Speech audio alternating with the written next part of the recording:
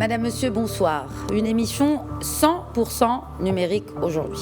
Parmi les paris identifiés dans le cadre du nouveau modèle de développement, celui de devenir une nation numérique où, pour citer le rapport de la commission spéciale sur le modèle de développement, les technologies numériques sont pleinement mobilisées au vu de leur potentiel de transformation ou transformationnel et économique.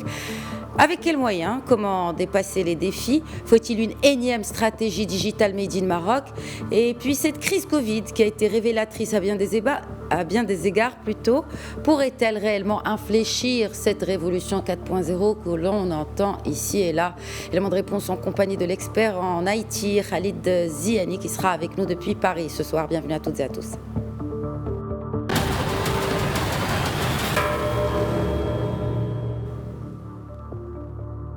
Mais avant de joindre notre invité, je vous laisse avec Younes Benzineb qui rappelle dans le papier que vous allez suivre les objectifs du nouveau modèle de développement pour adopter une stratégie de transformation digitale. C'est un élément clé du nouveau modèle de développement, le numérique, premier des 5 leviers essentiels à la mise en œuvre de ce chantier hors norme est censé façonner l'avenir du royaume. Pour assurer que cette transition bénéficie à tous d'ici 2035, la Commission veut adopter une stratégie de transformation portée à haut niveau. Le Maroc occupe la 4e place des Digital Rises au niveau de la région MENA au classement du Centre européen pour la compétitivité numérique. La Commission espère des investissements dans le haut débit et très haut débit et souhaite étendre cette couverture à l'ensemble du territoire pour réduire la facture numérique révélée par la crise sanitaire. Si à fin 2019, près de 70% de la population marocaine a accès à Internet, selon les chiffres dévoilés par le Digital Report 2020, le Maroc préconise de développer des plateformes numériques pour tous les services aux citoyens et à l'entreprise, ainsi que des plateformes de participation au niveau central et territorial, outre l'accélération de la digitalisation de l'administration. Et pour mettre en œuvre ces transformations numériques sur le terrain, le rapport présenté au roi Mohammed VI préconise de former les compétences suffisantes, en plus de parachever le cadre légal visant à assurer la souveraineté numérique du royaume. Il s'agit également de fournir un cadre législatif avec la production des textes de loi et décrets d'application sur la cybersécurité, la propriété intellectuelle et la gestion des données personnelles. Un des sujets que l'on traitera donc tout de suite avec notre invité que j'ai le plaisir d'accueillir par Skype depuis Paris. Khalid Ziani, bonsoir, merci d'être avec nous. Bonsoir, et je vous remercie encore une fois de cette invitation. On parle. Partager, oui. De dialoguer avec vous. Alors, on va peut-être attaquer avec cet objectif, si ce n'est l'objectif numérique de ce nouveau modèle de développement. D'ailleurs, le numérique revient sur beaucoup de secteurs traités par ce rapport de la commission spéciale. Mais si on devait d'abord définir ce que c'est qu'une nation numérique, pour commencer déjà, Khalid Ziani. Une e-nation, c'est une nation qui base l'ensemble de son fonctionnement, de sa vie culturelle, économique, sur l'aspect numérique. Et cet aspect numérique est à la fois un objectif, mais également un moyen de rester connecté aux populations et proche des populations, et un moyen d'établir une participation accrue de ces populations au fonctionnement de la nation et à l'identification aux valeurs de la nation. Et la disruption, elle doit être sur 2 dimensions. D'abord, c'est ce qu'on appelle la disruption interne, c'est-à-dire l'autodisruption. C'est-à-dire que dans un cadre de transformation, il faut d'abord que les services internes de l'État, les services de l'administration, opèrent une disruption dans leur fonctionnement intrinsèque. La formation de leurs équipes, l'ajout de 109, de manière à devenir des digital enablers, c'est-à-dire des transformateurs possible de digital. Donc il faut impliquer la culture de la transformation digitale au sein des gens de l'administration. Ça, c'est la première disruption.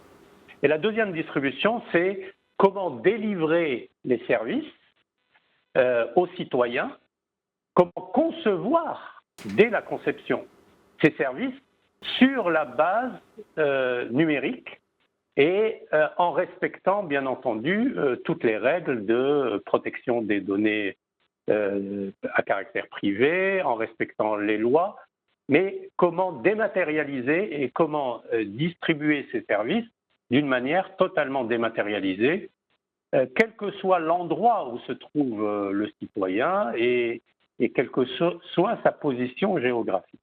Ça, c'est très important. Ce sont deux disruptions qu'il faut mener en parallèle. On le constate d'ailleurs dans les grandes entreprises.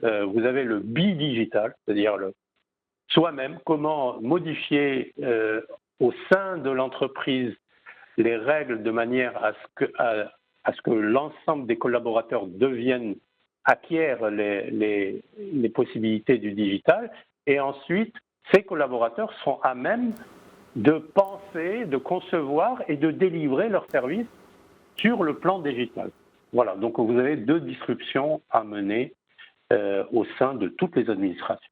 Donc sur la partie numérique, la formation des ingénieurs, des techniciens aux technologies numériques est très très importante. Jusqu'à présent, nous formons ces ingénieurs, mais une grande partie est absorbée par les pays où le digital a atteint son niveau de croisière et de maturité. Et donc, le Maroc n'en bénéficie pas beaucoup. Et en plus, l'ampleur des transformations qui sont nécessaires à mener au Maroc va exiger un nombre d'ingénieurs sur la partie numérique très, très important.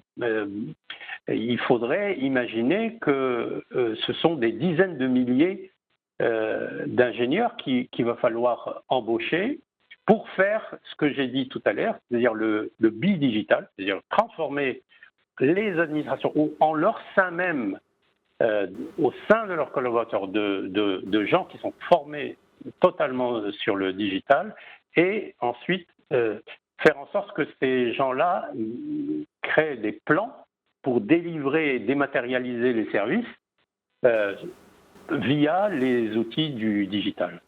Donc le capital humain est indispensable, il faut y réfléchir et ça se planifie. Et effectivement, il faut augmenter le nombre de filières à la fois des universités, des écoles et de la formation professionnelle. Il faut reconvertir certains ingénieurs sur le numérique. Et le numérique doit devenir une discipline dans toutes les universités, quelle que soit la discipline, quelles soient les facultés de médecine, pour la santé, l'éducation, même si ces secteurs ne peuvent paraître ne rien avoir avec le digital, mais le digital est omniprésent et il doit être transversal.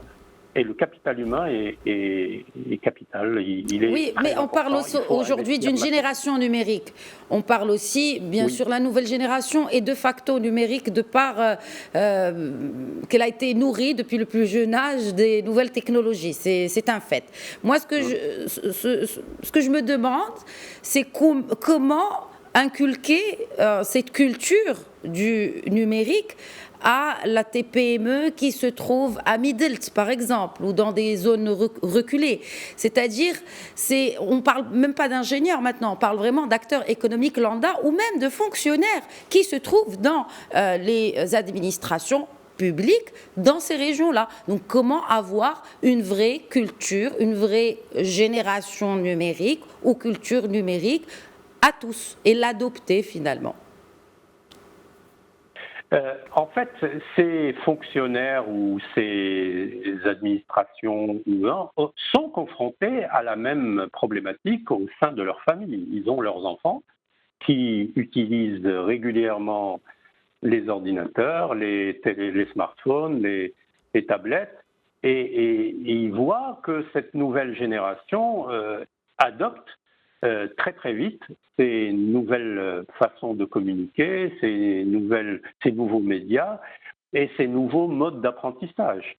Et ces personnes-là qu'on dit pouvoir être en retard on le voit dans les statistiques, par exemple, d'adoption des smartphones ou de souscription aux réseaux sociaux, eux-mêmes utilisent les outils digitaux. Donc, il n'y a aucune raison que ces personnes-là voient dans leur travail quelque chose qui reste archaïque, non connecté, avec aucune possibilité de communication avec le citoyen. Donc, vous voyez, ou quand c'est une entreprise, avec aucune possibilité de communication avec ses clients, ses fournisseurs. Donc, vous voyez bien que le digital ou ces outils de transformation s'imposent d'eux-mêmes dans la société et font une pression très importante, à tel point que dans les usages, on voit bien d'ailleurs dans les administrations, par exemple, où la communication par mail n'existe pas, elle n'est même pas reconnue. Elle n'est même pas reconnue avec les citoyens. Ils sont obligés d'adopter des adresses mail, Gmail ou autres, pour satisfaire les besoins des citoyens qui ne peuvent accéder à ces administrations que via le mail ou via le téléphone. Ils n'ont pas de centre d'appel pouvant unifier la réception d'appels. Donc, on voit bien que le digital s'impose, puisque nous sommes un pays qui est au carrefour du monde, et nous sommes un pays ouvert, et nos générations sont déjà dans ce monde digital. Donc, nous n'avons pas le choix. Oui, mais pour passer le cap, est-ce que vous pensez, Khalid Ziani, qu'il pourrait y avoir peut-être des améliorations à apporter au cadre légal qui régit ces activités liées au numérique, parce qu'on le sait, c'est un océan d'applications ou que sais-je, de logiciels. Est-ce que tout cela est bien encadré selon vous au Maroc ? Non, et par contre, nous sommes sur la bonne voie, parce que récemment, l'année dernière et cette année, nous avons adopté 2 lois fondamentales qui sont la loi d'abord sur l'identité numérique, le cryptage, les certifications, la signature électronique, et cette année, la loi 5519 sur la disparition des copies conformes et des certificats d'authenticité des documents. Donc, nous allons dans le bon sens. Mais il reste un certain nombre de lois à adopter, notamment les lois relatives à la définition des actes. Les actes de propriété, les actes de mariage, tous ces actes. On doit transposer dans notre législation la possibilité que ces actes soient numériques et non pas, c'est-à-dire que les originaux de ces actes, la façon avec lesquelles ils sont stockés, la sécurisation, le référentiel, tout cela doit devenir numérique. Et ça, nous n'avons pas encore adopté nos lois pour le faire et il est urgent de les adapter. Parce que, en fait, à quoi ça sert de faire une transformation si les lois ne suivent pas? Donc, les lois devraient normalement prévoir la possibilité de signer, par exemple, des actes authentiques chez un notaire totalement en numérique. On doit pouvoir avoir son extrait d'acte de naissance totalement en numérique. On doit pouvoir avoir son extrait d'acte de mariage totalement en numérique. Tout cela, la loi et les lois ne sont pas adaptées pour cela. C'est-à-dire que les administrations sont obligées de ne recourir qu'à des formats papier avec des dispositifs pour certifier l'original et ainsi de suite. Et c'est cette transformation-là qu'il va falloir faire au niveau légal, au niveau réglementaire. C'est très, très important parce que ce sont des millions d'actes. Les actes adulaires, par exemple, les actes de succession. Tout cela doit pouvoir se faire d'une manière numérique. Est-ce que vous pensez, je disais en intro, que justement cette crise Covid a pu accélérer les choses? Certainement, c'est un constat. Mais il y a cette transformation des services sociaux, à savoir bien sûr l'éducation, l'enseignement ou encore la santé, une optimisation des moyens pour améliorer ces services au profit du citoyen. Quelle est aujourd'hui peut-être l'approche à avoir dans l'avenir par rapport à la numérisation et à la digitalisation de ces services-là, pour un meilleur modèle de développement?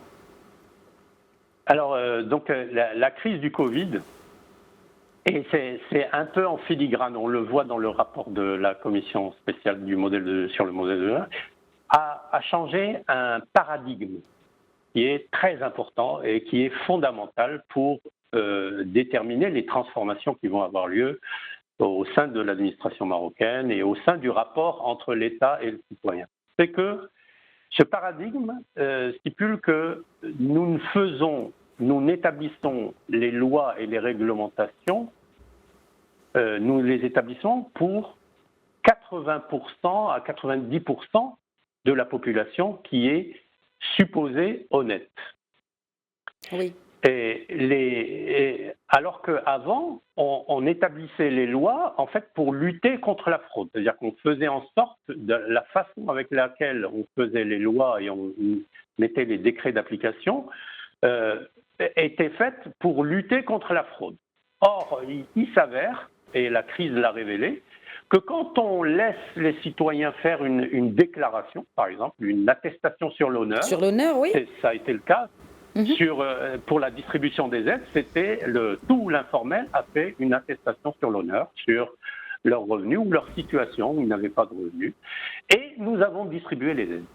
Ça, c'est un changement de paradigme qui va complètement bouleverser la société marocaine, puisque en fait, l'État, dans ses lois, implique la confiance d'abord, en préjugé.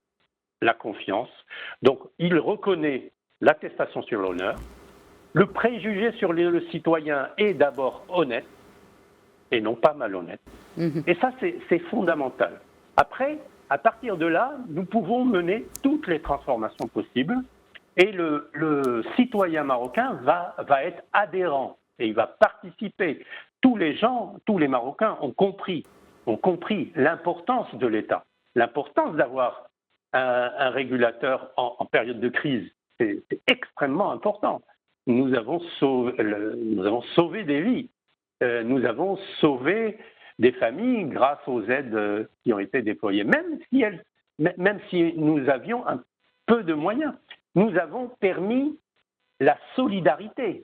Mettre par exemple le 12-12 et la contribution ou le 17-17, le fonds de solidarité, tout cela a été permis donc grâce au numérique, mais ça a été permis grâce au paradigme où on dit aux citoyens, nous sommes là pour instaurer la solidarité, pour instaurer la confiance, et nous utilisons les outils numériques qui permettent de faire cela dans un laps de temps très court et en couvrant une couverture géographique.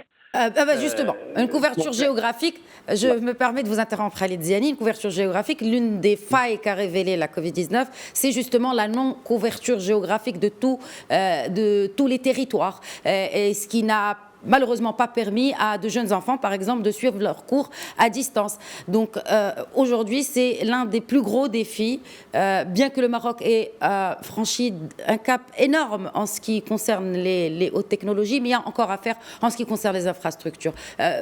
On aimerait bien discuter de cela avec vous, Khalid Ziani, puis avoir aussi votre alternative par rapport à cette question cruciale. Oui, en fait, c'est un point que la Commission a relevé qui est très important. C'est la question de la couverture du territoire et qui conditionne toutes les politiques d'aménagement du territoire, de délivrance des services de proximité jusqu'à l'utilisateur, au citoyen, quel que soit l'endroit où il habite sur le territoire. Donc ça, le numérique permet de faire ça, mais à condition que tout le monde ait accès à ce numérique. Et l'accès à ce numérique se passe par les télécoms. La politique télécom est très très importante dans ce dispositif. Elle est la base de tout. En fait, tout le dispositif numérique est basé sur une politique de connexion à la base. Et la connectivité suppose la connectivité qui est requise par tous ces services-là qui vont permettre la transformation suppose une connectivité haut débit ou très haut débit. Or, quand on analyse le territoire marocain, le haut débit et le très haut débit n'est pas accessible partout sur tout le territoire. Nous avons même des zones blanches, ce qu'on appelle des zones blanches, c'est-à-dire que des zones sur le territoire où vous ne pouvez pas avoir la connexion. Et maintenant, en fait, ce qui est requis, c'est pas seulement une connexion voix, c'est-à-dire le téléphone qui marche, mais c'est une connexion data. Et cette connexion data, c'est elle qui délivre les services des différentes applications, et c'est elle qui permet aux citoyens d'accéder à ces services à un coût accessible. Donc nous avons la deuxième problématique qui est l'accessibilité par les citoyens à ces services. En termes de coût. En termes de coût, les offres des opérateurs télécoms ne sont pas encore adaptées. Ils font des efforts, mais ils ne sont pas encore adaptés à l'ensemble des citoyens. Et la Commission met l'accent sur le service universel, c'est-à-dire un service d'accès universel. C'est-à-dire qu'on ne peut pas accepter, par exemple, que 660 000 élèves collégiens n'aient pas eu accès aux cours à distance pendant la crise du Covid. On ne peut pas l'accepter. C'est une fracture sociale que nous instaurons par la fracture de la connectivité. Et ça, c'est et pas que, il s'agit aussi de la compétitivité des entreprises aussi, qui est étroitement liée à ce point-là, que ce soit d'infrastructure ou d'adoption des technologies. Et donc la Commission met dans ses recommandations, elle met en avant le fait d'investir dans les infrastructures et de mutualiser ces infrastructures. Ça, c'est très important. 2 axes très importants. Et de couvrir, et le troisième axe, c'est de couvrir l'ensemble du territoire avec une connectivité minimum qui est le haut débit ou le très haut débit. Ce sont 3 recommandations de la Commission. Pour y arriver, la Commission préconise d'ouvrir le champ des télécoms aux opérateurs d'infrastructures, à des nouveaux opérateurs d'infrastructures qui ne sont pas forcément les opérateurs de services que nous connaissons, les 3 opérateurs, et à de nouveaux opérateurs spécialisés dans l'infrastructure et qui vont permettre cette mutualisation et cette connectivité haut débit dans un laps de temps court.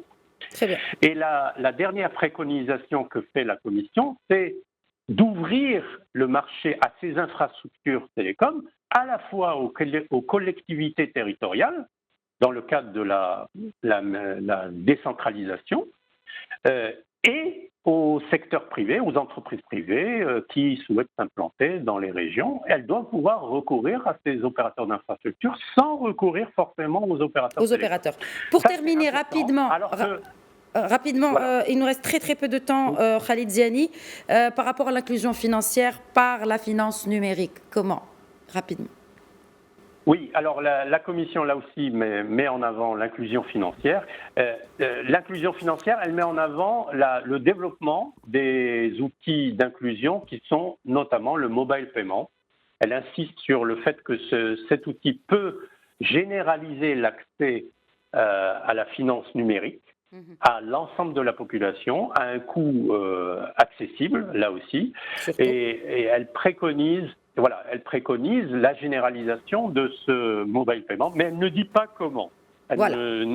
D'où ma question, Khalid Ziani. Oui, voilà. D'où ma question, Khalid Ziani, pour terminer peut-être sur une alternative. Il faut s'inspirer de ce qu'ont fait les autres pays, à la fois africains et européens. Il faut, pour que ce soit accessible, il faut que ce soit à la fois pour les marchands et pour les citoyens, il faut que les coûts de commission, de virement et les coûts de l'interchange pour les paiements chez les commerçants soient les plus bas possibles. Très bien. Dans les autres pays, le régulateur a décidé de baisser ses coûts d'une manière réglementaire.